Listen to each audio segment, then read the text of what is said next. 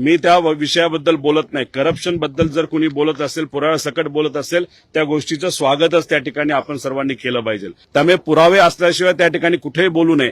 हा पंतप्रधान मोदी साहेबांनी सुद्धा या मॉडेलची स्तुती केलेली आहे, इतर राज्यांच्या मुख्यमंत्र्यांनी स्तुती केलेली आहे। कुठल्याही परिवाराला त्याच्यामध्ये अडकवायचं नाही, तर त्या बाबतीत चर्चा करून आणायची। हे जर त्या ठिकाणी करत असतील तर हे योग्य नाही। उगाच दुसऱ्या कंपनीला याच्यामध्ये उडलं जाऊ नये असं आमचं सगळ्यांचं मत आहे।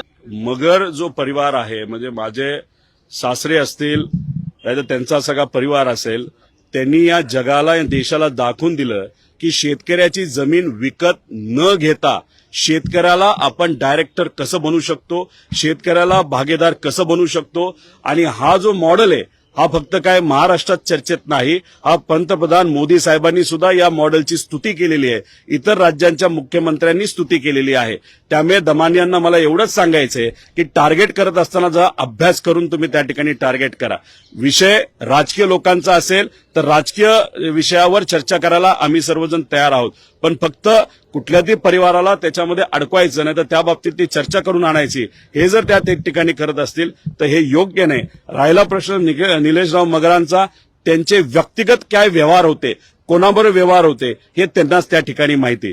त्यामुळे कुणीतरी कुठल्यातरी कंपनीमध्ये डिरेक्टर आहे आणि त्यांनी जर व्यक्तिगत जीवनामध्ये कुठली तरी त्या ठिकाणी काही डील केला असेल, नाही तर कॉन्ट्रॅक्ट केला असेल, तो त्यांचा व्यक्तिगत विषय असू शकतो। त्यामुळे पुरावे असल्याशिवाय त्या ठिकाणी कुठेही बोलू नये। आणि दमानिया मॅडमला मला एवढंच सांगायचंय की तुम्ही बोलत असताना थोडं स्पष्टपणे बोलणं फार महत्वाचं आहे। उगाच अस्पष्ट बोलत असताना कुठल्या तरी कंपनीचं नाव त्या ठिकाणी खराब होत असेल, नाहीतर काही लोकांची चांगली प्रतिष्ठा खराब होत असेल, तर हे कोणालाही त्या ठिकाणी पटणार नाही। राजकीय टीका टिप्पणी करत असताना स्पष्ट बोलणं अतिशय महत्वाचं आहे। निलेश मगर व्यक्तिगत त्यांच्याबद्दल तुम्ही बोलत असाल तर त्यांच्याबद्दलच तुम्ही त्या ठिकाणी बोलावं। उगाच दुसऱ्या कंपनीला याच्यामध्ये उडलं जाऊ नये असं आमचं सगळ्यांचं मत आहे। सातत्याने ज्या काही आरोप करतात त्या काही स्पेसिफिक पद्धतीने आरोप करताना पाहायला मिळतात का? कारण की अजित पवार आणि पवार कुटुंबियांना सातत्यानं टार्गेट होताना पाहायला मिळतात या सगळ्या आरोप। आजपर्यंत तुम्ही बघितलंय का की दमानिया मॅडमनी कधी भाजपवर बोललेलं, त्यांना कुठून तरी आदेश येतो, त्या सामाजिक कार्यकर्त्यात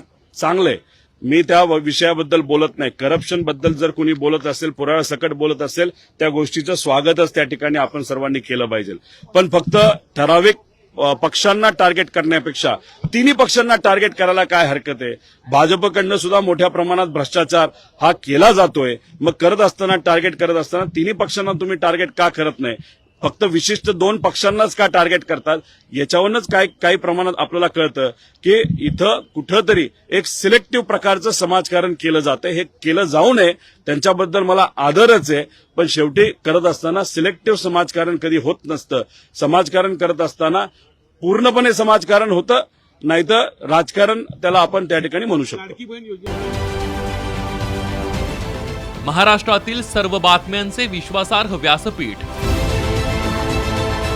सकाळच्या सर्व सोशल मीडिया प्लॅटफॉर्मला लाईक, फॉलो आणि सबस्क्राईब करा। तसंच सर्व नोटिफिकेशनसाठी बेल आयकॉन प्रेस करायला विसरू नका।